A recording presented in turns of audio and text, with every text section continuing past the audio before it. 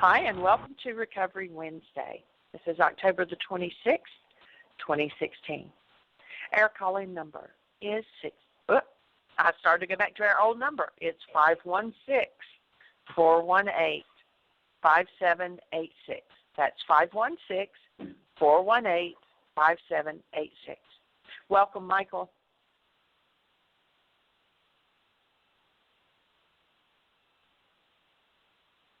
Well, he'll be with us here in just a moment. He's getting his headset on.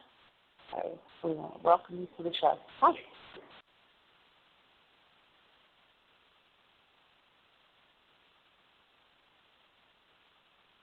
Muted. Headset challenge, mute challenge. What can I say? Opportunities today.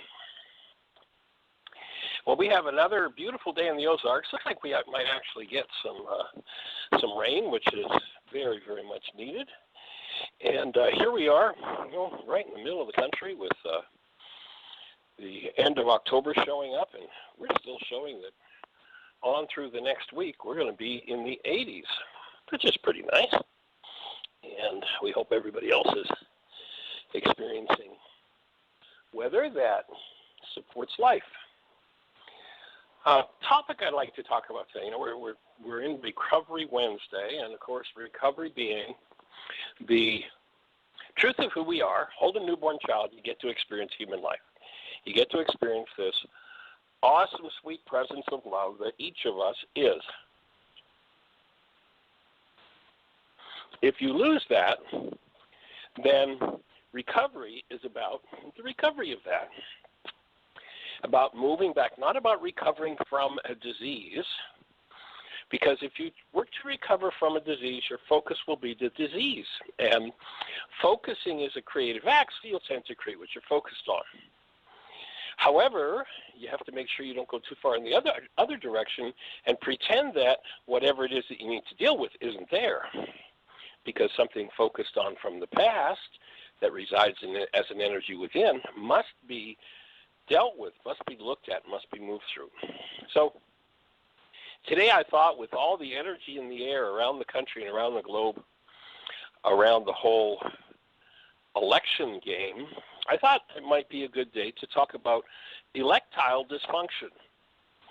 The dysfunction that happens with people when they give up their human lives over an argument about politics. And the hostility and fear that people have around this game is an awesome opportunity to learn forgiveness. And one of the nice things, if you find yourself losing your human life, if you find yourself unable to function as the active presence of love, when you're talking about this candidate or that candidate or this issue or that issue, is that you get to do your forgiveness work without having to beat people up that are close to you. A lot of times people wait until a spouse or a friend brings something up for them, and then they do, the requisite amount of beating before they finally go, oh, I'm responsible for this. This is mine. This is about me. I think I'll forgive. Well, in this situation, watching and following some of the posts on Facebook is pretty interesting. There was one gentleman who posted something about all the how the election machines were all rigged for Hillary, and he showed a video talking about Diebold and how this was going to cause Trump to lose. And so I posted the history of Diebold, which is a purely Republican outfit who promised to deliver and did deliver the election to Bush back in 2003. And when I posted that, his response was, see, they're all crooked. And then he went on posting about how, his candidate's the right candidate because they're lying about him. It just, the hostility and fear that resides around this game and the blockage of truth. Our invitation is, if you can't go for truth first, then you have a problem. And the problem can be solved by recovering your human life, by undoing what isn't true in you. And guess what isn't true in you? Anything based in hostility or fear. Anything that your mind shows you that is accompanied with any form of hostility or fear is a distortion and a lie.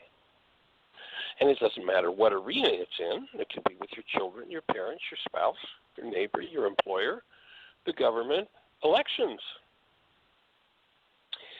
But at least if you can look at your hostility and fear and recover the truth of your being in the presence of that hostility or fear, and it is a huge addiction, especially on the hostility side.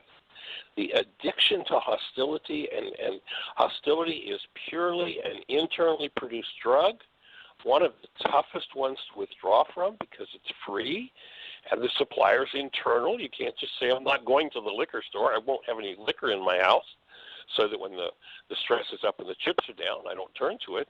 We carry that around inside of us, so it takes a huge extra level of commitment to recover from, to bring the truth of being forward when the mind wants to use hostility in order to anesthetize the underlying pain. And I'd offer that all addiction has to do with underlying pain.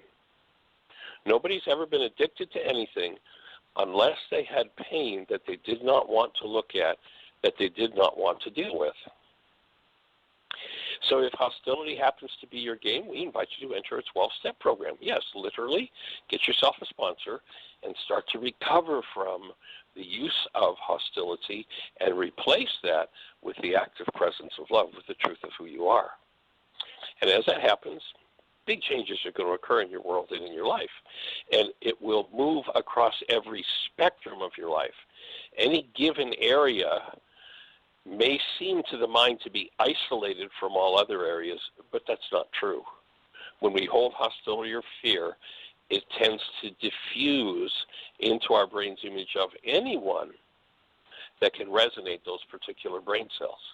So it's a great opportunity for recovery, and I'd love to hear anybody's thoughts on recovery from electile dysfunction, hostility or fear around elections.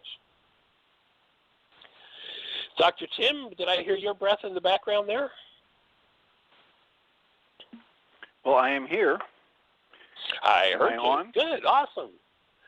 Yeah, Anything exciting to share with us? Any thoughts on the topic for today? Well, I was with somebody who heard that and said, he must have worked on that one all night.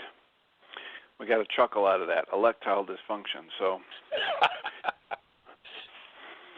and it's one of the better aspects of this work for me is how it's helped me take full responsibility for whatever I'm feeling and then dismantle it. So I spend so much less time in anger and fear and guilt and shame and frustration than I did before applying these tools. And that when I have a situation come out up in life, like this election, or someone that I know has an illness, or something doesn't go the way I want it to in business, I get another chance to be resonating that gratitude, because I so much less time spent in my life in the negative emotions, because as soon as I realize that's what's happening, I take a breath, call a time out, and I just ask how to be shown how this is going to turn into a blessing, how this contains a lesson that I need to learn to move to the next level, how it's all going to work out for the best.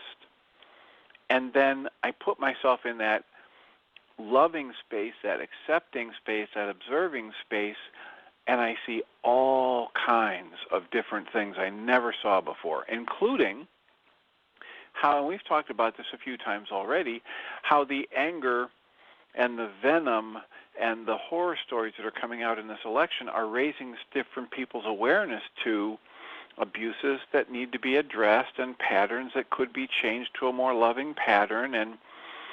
And so it's raising awareness. It's all working in a flow that can be used to benefit me so that I'm more loving and more productive and more focused on my true nature and the actual nature of other people, rather than the cry for help and healing that comes out in these negative behaviors. So I'm just quite grateful to have this as a daily set of tools to apply in my life, and the benefits are beyond description. but especially at times like this when there's so much, the waves of energy in the people around me are so negative and so backbiting and so picking sides, and I can just say, okay, I'm going to choose love. I'm going to find a way to teach only love in this moment. I'm going to find a way to see the love in the energy of creation that's driving every person, whether they're in a rage or not. And that's just beyond words beneficial to me. So I'm that's in full agreement with that one. And the next level of that is if enough of us can gather around any issue and hold that space of active love, literally the field of that presence of love pointed at any arena, including politics, is going to start to open and begin healing in the whole arena. And to me, that's the whole next level of what's possible if enough minds gather, enough elders who don't get caught in the drama and the trauma in the game, but actually search for truth and hold a space of love, then there's going to come a transformation. And I think that's the most potent possibility we have for transforming the insanity that we see on the stage of politics today in the world. Well, and of course, the great minds of our past have said that's not just our best hope, it's the only hope. It's the only thing that ever has had a tree grow, had a heartbeat, have, the planets spin in their alignment, is that energy of creation. And the fact that I've been given this tool that can originate mind energy as a creative force it's an enormous blessing to be aware of that, and then I can start to create in a more positive direction, and that's all I have control over, and that's enough. That's adding to the creative, positive life force, and it's the only thing that ever does change anything. Because it is all that's real. Yeah, I think you really point out there a criteria for behavior. Does it increase the positive life force on the planet, or does it decrease it? And that, as opposed to am I doing good or bad, am I right or wrong, all the stuff that the culture's taught us, am I increasing the energy of the life force with my words, my thoughts, and my actions, or am I decreasing it, or am I opening the space for it to be increased? Becomes, to me, one of the guiding posts for behavior. A lot of times people say, well, I just don't talk about that. I don't go near that issue. I don't address that issue. I don't look at that issue. I don't ever want to hear anybody because people go into such rage. It's like, well, the person who can hold the space for that, you want to talk about it. You want to arouse that stuff in people. You want to bring it forward and give the opportunity to remove what isn't true. And the beauty of the whole process is that the simple recognition that anything that is based in hostility or fear decreases the life force of the person who's holding that and decreases the life force of the people who are in resonance with that and touched by it. So it's definitely a time that is fraught with opportunity, and certainly sometimes it would be nice if life weren't quite so fraught.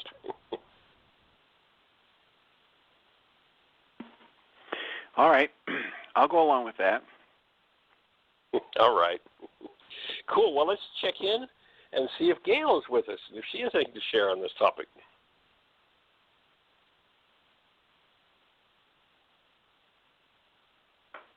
Gail, if you're on the show, if you'd press 1. Jeannie can't find you in the phone queue. Ah, there you are. Hey, young lady. Hello. Welcome. Thank you. How's everybody doing today? We're rocking. All things Awesome. moving forward. We're in Branson still, and getting some things handled that we needed to handle over here. Went and saw a show last night of the Hughes brothers.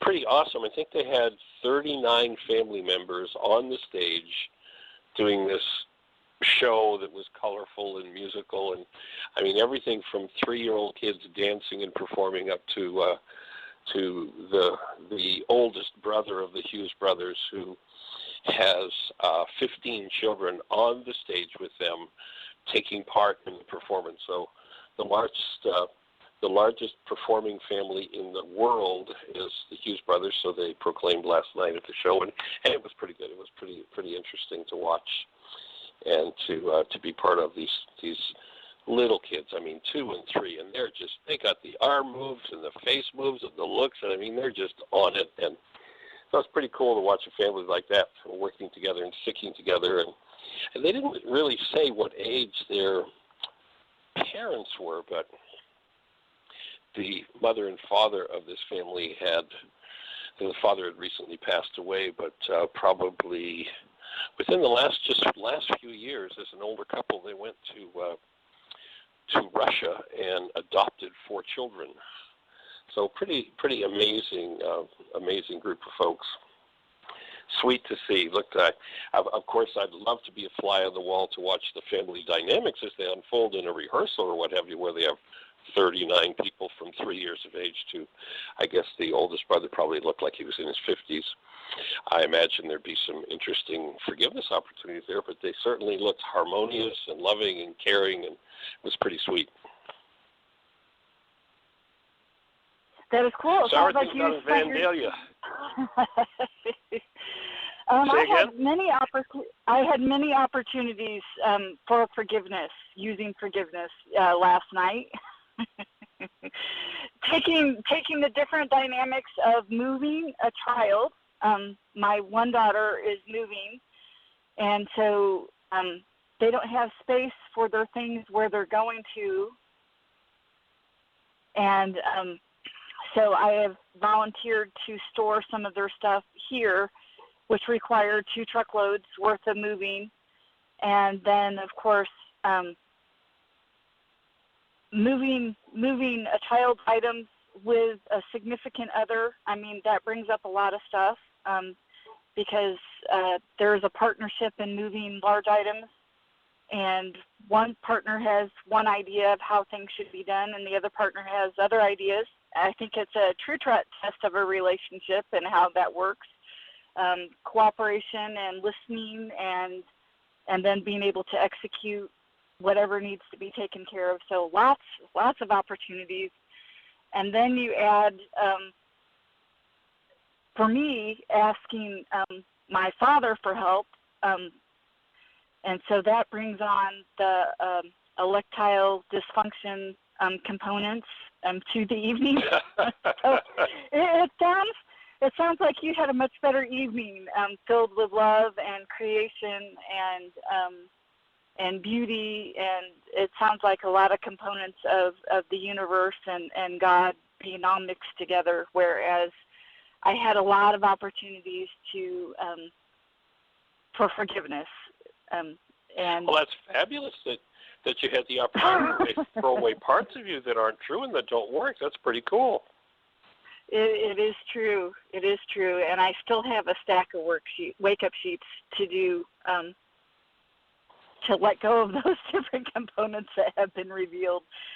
I also, other things that have been revealed is I am still on the abstinence wagon, for abstaining from sugar and other binge foods, and it's been demonstrated to me over and over and over again how I use those to stuff that hostility and fear right back down.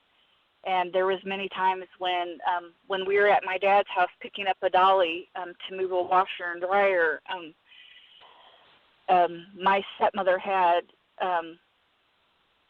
Rice Krispie treats, and she had these cookies that were iced, and was offering lemonade, and I was like, ugh. And then mixing the electoral stuff as well.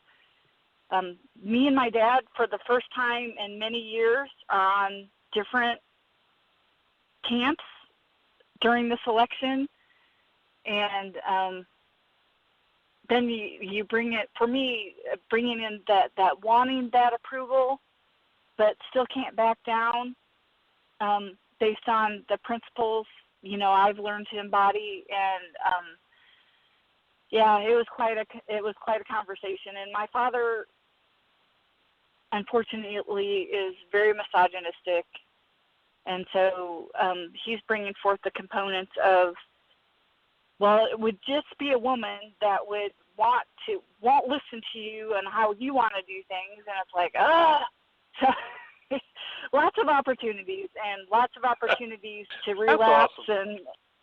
And it's awesome. Well, my rage was skyrocketing. It was skyrocketing, and I kept my mouth shut. I know how to how do we say it in Alcoholics Anonymous? We say it, restrain of pen and tongue. And I just kept my mouth shut and kept asking Ruka to guide me and help me navigate through these conversations and say things that are the highest and the best. And I would like, I need two things from you. I need, and I asked this of Dr. Tim when I was in his group a couple weeks ago, if you could talk about the helplessness and hopelessness component, and also if you could add to, and I know you touched on it today, talking about when you're in the moment and you can't reach for a wake-up sheet. Hey, dear, I would like to put this couch down so I could do a wake-up sheet on the frustration that I have coming up right now. So what would you do in the moment when you're encountering things? And, hey, Dad, I'd like to go into your bathroom right now and do a wake-up sheet because you're bringing up rage talking about your candidate. It's not convenient in the moment to do those things. So I was just wondering what we call in the 12-step world a spot check inventory would look like in order to get to that space of love, to be able to hold that space. So if you could talk about those two things, I'd be grateful. Cool. Well, let me just see if I understand correctly. So last night you lost your sobriety in regard to rage. Is that what I hear? Absolutely.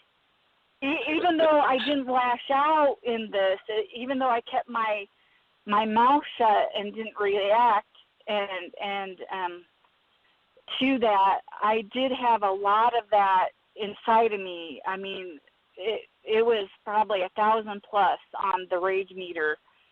I'm sure I had cortisol flowing through my veins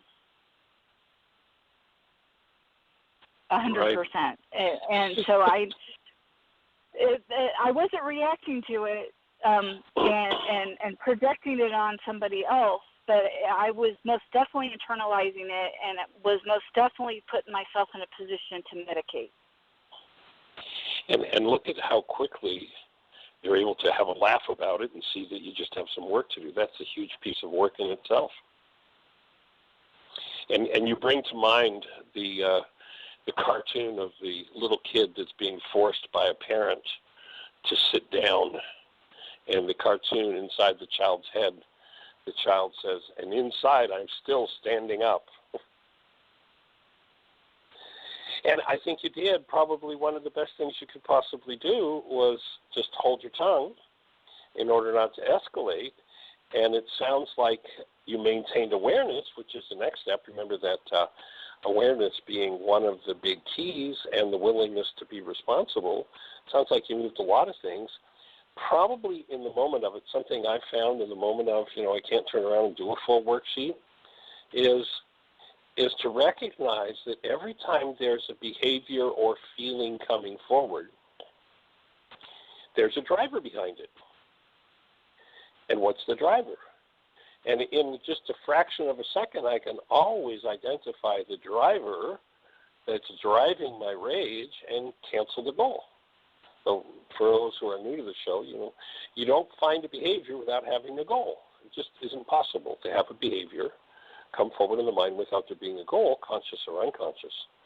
And the core, the essence of forgiveness, is that if I find myself lost in energies that are less than loving, there's something driving that process in me. My mind tells me it's because he said that, but it's not because he said that. It's because I had a goal for him to say this. I had a goal for him to be different. I had a goal for it. So in that moment, what you can always do is make a mental note. I am going to do a worksheet on a full worksheet, wake-up sheet on this later, but at this moment, I cancel my need for him to agree with me. I cancel my need for him to see the value of women. I cancel my need for him to see that a woman can be a good leader. In fact, Dad, there are times when I could have given you guidance and your life would have turned out a lot better for it because you listened to me.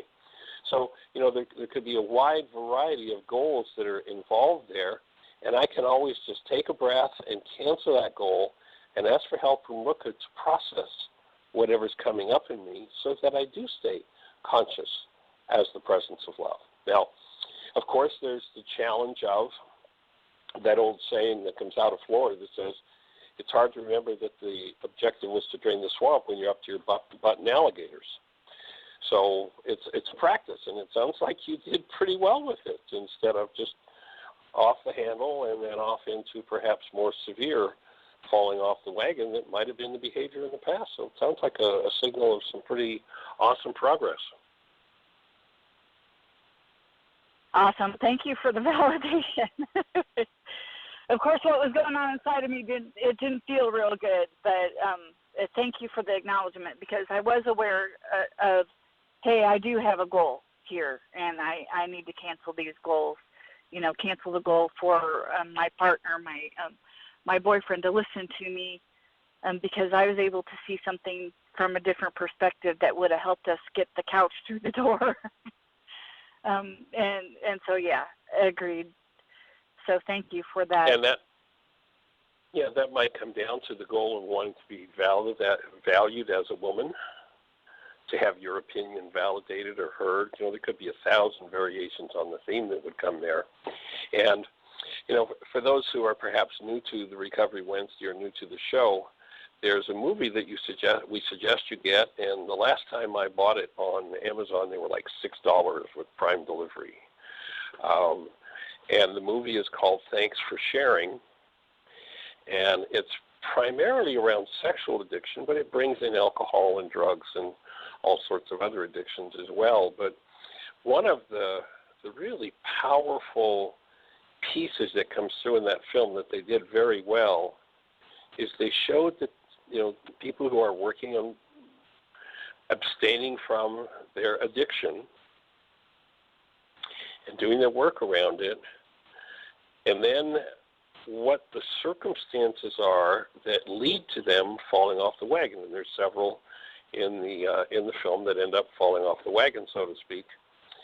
And they crafted the film very well to reflect how, and I don't know whether they did this purposely, but how in every case where someone was getting ready to fall into their deepest addiction, whether it's alcohol or sex or drugs, whatever it was, they showed that the precursor to that, the first drug that each of them used, and the drug, in my eyes, was not enough of an anesthetic to cover up the pain, and that's what led them to proceeding to the next level of their addiction or their abuse. In each case, it was hostility. People who say, I'm finished with drinking, I'm finished with drugging, don't ever go back to drink or drug without going to hostility first. And if that one gets handled, that hostility addiction, then I think people are pretty much assured that they've got the deeper addiction taken care of. But it's a big piece of work. It is. And the other way, and something that I've been meaning to bring forward, take it just a little bit farther, is that when they did indulge in their primary addiction, they weren't satisfied. They got a little bit of relief from going ahead and indulging or relapsing. They got a little bit of relief, but then they needed more, and they needed more, and they needed more. And that's one of the primary motivators for me, is that I know there is not enough alcohol to to take me out of the pain or take me to where I need to go to get that relief. I might get that relief. I might get that relief for like 30 seconds, but I'm going to continue to go until I get to that place or I go to oblivion. And the other thing, too, there's not enough Rice Krispie treats in my stepmother's pan to relieve me of how I was feeling last night. I knew that once I started, I wasn't going to stop, and then I was going to go on to, the cookies, and then it was going to be a trip to Dairy Queen, and then it was going to be a trip, to Walmart to get a tube of chocolate chip cookie dough, and then 2-liter bottles of soda, and there just isn't enough. So I just wanted to take that even farther. They illustrated that very well too, because when the one guy indulged in the sexual addiction, he couldn't stop. Then he's calling up the hooker, and then he's calling up ex-girlfriends, and and he's just not getting satisfied. Definitely an important insight to recognize that there is no solution to that. In fact, most people, what appears to be relief is they simply go unconscious, just they're out of the picture. So that appears to be relief. But if you watch someone who's unconscious, there's no relief in them. If you're watching their behaviors in their total unconsciousness, there was no relief of the pain. It was just a playing out of the pain. But being totally unconscious, one way something, I got some relief. But, the only relief there is am I willing to stop, step inside, and realize that what I'm experiencing is an energetic dynamic that's happening inside of me, and that if I choose to, I can choose to chip away that energetic dynamic until it is gone. And then were someone to offer me alcohol or whatever the drug is, it would be, are you kidding me? You got to think I'm crazy if I'd even consider that. But that's the product of one doing their work. And so, nice catch. Getting conscious of the dynamic is half the game. But that would be my biggest piece, would be just in the instant. What's the goal that's driving me right now? It might have been the goal of, I want to get this couch in the building. And it might have been, I want to be heard as a woman. I want to be validated. It might have been, I want this, moron to just get out of here. Who knows? But the one of the big keys in the process in accelerating healing is that the more accurately we identify the goal driving the unconscious behavior, the faster and more reliable the access will be to the hidden part of the mind that needs healing. So if I, and sometimes when people are doing the wake-up sheets, they'll do a generalized goal. They're going along, and let's say your situation, and so the goal would be, I just want to get this finished and get home and relax.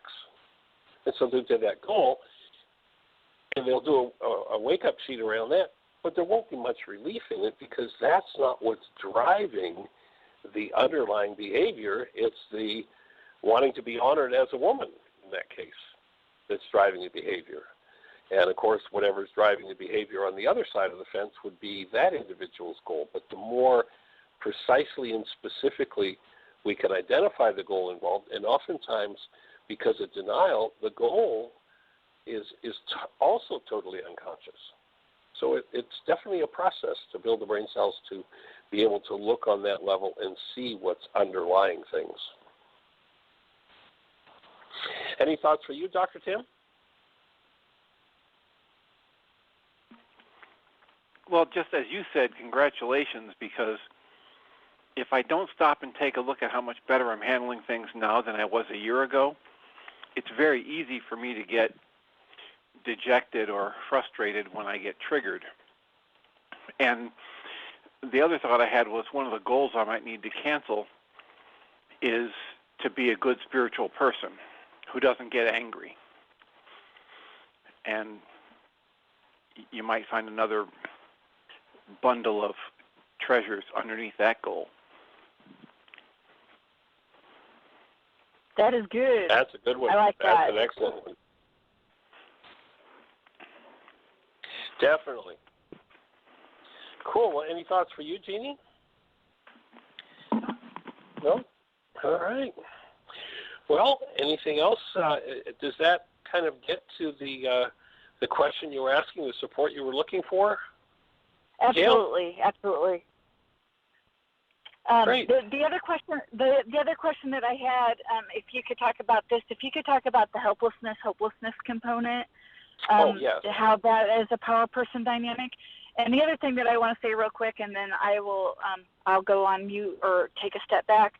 I wanted to acknowledge and validate your niece Michelle's. That's her name, right? I listened to the show yesterday. Correct, what yes. I heard her talking about is that as a result of doing her work, she's getting people back into her life, and that has been the case for me as well. I did a wake-up sheet on a lady that I had a lot of hostility and coming up for me when I thought about her based on past experiences with her. And 4 years ago, I had lost a lot of the women that I sponsor, and a lot of the people that I was in recovery with, and a lot of the people around me. I lost them due to gossip and criticism, and a lot of people believing them versus believing me. And the direction I was told was to take a step back and just let everything play out. And before I went to Heartland, I did this particular set of work on this woman who drilled down into my stepfather, and I canceled a lot of goals for her. I didn't realize how many goals. I had a lot of goals for her. It drilled down into my stepfather, and I had a lot of goals for him as well, especially based around my mother's death, her illness and her death. And when I canceled all those goals and did all those wake-up sheets, all of a sudden all these people start coming back. And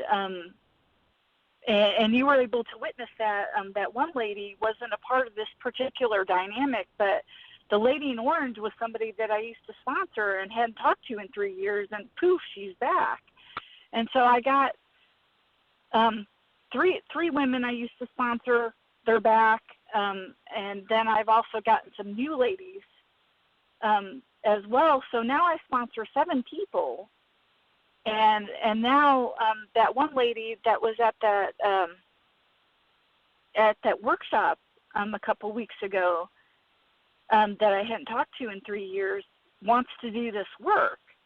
And so, yeah, we get that blessing when we let go of that energy that keeps them away from us. We're actually able to attract them back, and it's been an amazing process. So I was grateful to hear your niece talk about that yesterday, that added validation to my process, and I wanted to validate her in return by saying that. So anyway, I will listen. Fabulous. Well, around the hopeless, helpless game, my take is that this dynamic of having to have a child be hopeless and helpless comes from a couple of places. One, it comes from a power person who is in hopeless and helplessness themselves. And they feel so vulnerable that they can't stand to have anybody who could possibly speak up to them. They just go berserk and barrage and beat and abuse verbally, emotionally, mentally the person that's in front of them. So I think that's, in fact, we're seeing a lot of that on the political scene. If somebody, brings up a point, that repeats, let's say, the words that this individual has said, what do? They go into this barrage of, I'm going to beat you down so that you will never speak those words to me again because I can't deal with that. And I think that's a case where we see a power person dynamic where the power person had to beat down the individual, and so the individual is just replicating the power person's behavior.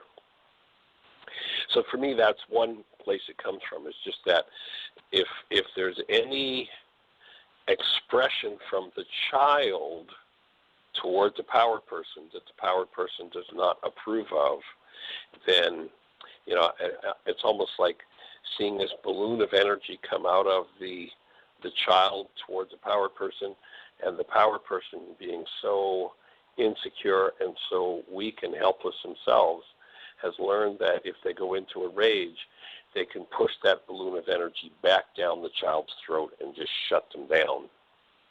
And so I think it tends to be learned in that way. And then the other aspect of the hopeless, helpless thing is that when a child sees an adult in pain and trauma, the child attempts to reach forward and, not having any clue of what's going on, wants to fix it, wants to help. And so, you know, the 3-year-old reaches out to mom or dad in the trauma of a relationship breaking or the loss of a loved one or something, and reaches out and wants to support and help, but having no clue of what's going on and what it would take to repair the situation, the child does everything it possibly can and fails. And so it comes to the conclusion that, you know, I'm helpless. I can't, when there's something wrong, I can't fix it. And that's a 3-year-old's conclusion based on an adult world that, of course, the 3-year-old couldn't fix it. They didn't have a clue what was going on. But that doesn't mean that this person 30 years later doesn't have a clue what's going on and can't fix it. But if they're ruled and governed by that hopeless idea that was formed by the 3-year-old, that can control someone's whole life. So that would be, you know, doing specific wake-up sheets around hopeless. And then helpless, again, if one tries to fix a situation, not understanding the situation and not being able to do what needs to be done, then, of course, you know, what can I do? It's hopeless and helpless. There's nothing I can do. And oftentimes those conclusions are errant conclusions drawn by a child of 3 or 4 or 5 or 6, but then it becomes a governing principle for their whole lives because that child does not understand the forgiveness process and that dynamic can be removed. The other two things that tend to go along with hopeless and helpless out of that type of situation from that perspective are that what's going on is all my fault and I'm a failure. And that all just coagulates into this feeling sensation of the impossible task, the impossible dream. And that's the sort of complex in terms of the complexity of the energy, the complexity of the thoughts, the complexity of the feelings that reflect from those thoughts. It's just a huge energetic dynamic that's going to take, you know, when they said to Yeshua, how many worksheets do we have to do? Is 7 enough? In Aramaic, he said 77 times 7. He said that's the kind of thing, because it is such a complex monster and has been going on in most people's bloodlines for so many generations. You know, go back and talk to mom or dad, and you find that one or both of them felt this hopeless, helpless, fault and failure sort of thing. And so that's one of those 77 times 70 worksheet issues that one's going to work on many, many times, because the message that was bought from the world was a basic, you know, flaw, that there's something wrong with me. And instead of the parent and the world around the child attuning them to, you are this awesome creation of love, and sadly the churches do this to huge damage to children, is their message isn't you are loved, their message is you're a sinner. There's something wrong with you. You're inherently broken. Don't you know you have the original sin that you can never get rid of, and that's all a fraud and a lie and a mistake. But it doesn't stop it from being perpetrated generation upon generation, and the damage done is monumental. And so that would be one of those issues. My offering would be that one's going to have patience to deal with, because all you need to do, if you've got that sort of a complex, is stand in front of an authority who raises their voice, and that whole complex, or whatever is left of it, is going to come into play. And that's what it was designed to do, was to come into play in the weaker of the two people involved, power person and child, to make sure that the child shut down and knew there was something wrong with them, and therefore they had no right to speak, they had no right to act, they had no right to opinion. And all of that simply needs to be dismantled, because the truth is, we were all made originally out of the same stuff and came in exactly the same way, as this awesome presence of love with unlimited skills for creating and shifting and changing things in the world. But every thought, for one that chooses to move on that path, and I know you're moving in the direction of teaching, so you're going to get to look at this one over and over and over again, because there are going to be people who are going to say to you, well, who do you think you are? And that's a statement that's designed to resonate, that hopeless, helpless, fault and failure game. Oh, I'll just shrink away to nothing. I'll just pretend I'm standing in front of my power person again, and I'll take this whole balloon of energy that I put out there that I thought was so wonderful, and I'll just suck it all back in and shrink down to the size of it and disappear it and pretend that I'm broken. And you're not broken. None of us is. We all came in the same way. Whole, wholesome, healthy human presence of love, where we all started. Those other things are just complex, energetic patterns sewn into the mind over 1,000 generations of insanity. And so it's, what was that song, Chipping Away? Needs to be chipped away a piece at a time, and the next layer will come up. And I think one of the big things in that case, too, is to recognize that as you're chipping away from it, new layers of it are going to come up, and be on guard that you keep awareness with the truth of who you are. And that this is just a complex, energetic identity that I have bought into, that all I need to do is collapse until I'm done with it. Does that fit for you? Thank you. Yes, very much so. And where I keep going is, I remember my mom was on top of a chair, and to adjust something on the wall, I think this clock, I think maybe she was putting a battery in it or something like that, and she fell. And yes, I was three or 4 years old, and was trying to comfort her, and I got pushed away. So, and then also during my parents' divorce, not knowing what is going on, because they got divorced when I was 5, just wanting to comfort her and having no idea what's going on, and being pushed away at that time as well. So yeah, everything that you said resonates and applies, and absolutely, that's the reason why I have problems with authority figures, for sure. And this kind of hopelessness comes up as well when I see, for instance, last night, I thought that my boyfriend needed to slow down going around these curves based on the centrifugal force that was being built up, because we had a huge couch in the back. And so I was like, you need to slow down. And then I got screamed at. And so, yeah, being able to come from a place of love to give somebody instructions based on something. And so I'm feeling, because I'm a very tactile person, that I could feel the centrifugal force. I could feel how we could go into a spin and, go to that place. So I'm feeling hopelessness because I'm not driving, I'm not in control, and I'm trying to lay out a warning to express how I'm feeling, and getting that information shoved back down my throat, as you had said earlier. So, and a lot of it comes up for me over the election, and a lot of this comes up for me based on what the Native Americans are dealing with, and over the pipeline and stuff. Yeah, it's like I want to drive out there and do something, and it's like,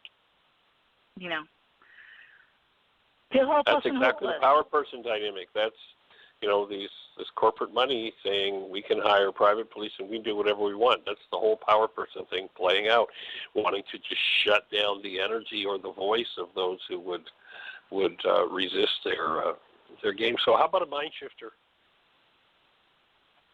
Okay. Got your pen handy? I do not. What was that, Jeannie? Yes, I do. Yes. Okay, I'm writing this on the back of a receipt. Go ahead. Okay. So how about it's safe, healing, and desirable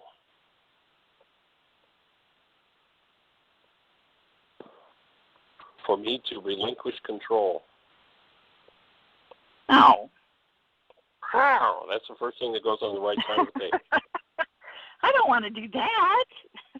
I know. That's why I'm giving you a mind shifter about it. Breathe.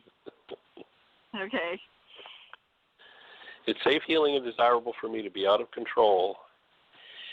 And the people making choices respect my input because I do. Oh. See, when you bought into that hopeless, helpless thing, you don't respect your own voice. They're just a reflection playing it out. Okay. Your voice comes from, well, good. of course, I'm. Who am I to say I'm nobody? I'm just this, and that's all just part of that complex energetic pattern that's been developing for 1,000 generations, and that's what needs to happen.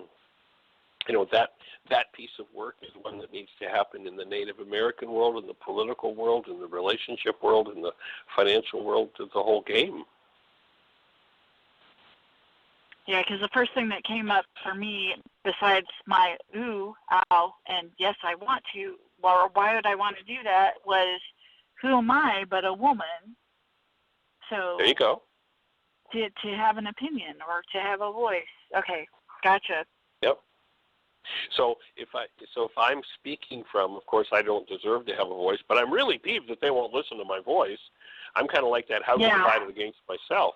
Until I come to respect my own voice and honor my own opinion, right or in error, doesn't matter, that I'm willing to truly do that, then I can't possibly create the space for somebody to truly receive it when I put it out there. Can't do it because what goes along with the message is, of course, you don't need to listen to this because I'm just a woman anyway. How would I know anything? Or, we can go deeper and deeper, the messages that have come from power persons for that one. And the same, it happens on the male side as well. How many males have been threatened by the female, the mother figure, and told how worthless they are and how useless they'll always be, and such, on and on and on goes the game. It's just a complex of energy that needs to be chipped away one piece at a time. And then, when you come to the point where you honor your voice will speak. It won't have to be out of hostility. It'll just be spoken. And somebody's going to turn and go, oh, there's a valid voice. Let's listen. And that's where I was going to go with that as well. A part of what I do, if you're not listening to me, then I'm going to start shouting.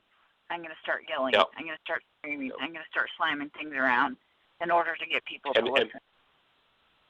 Well, actually, that's what the lie your mind tells you that it's for.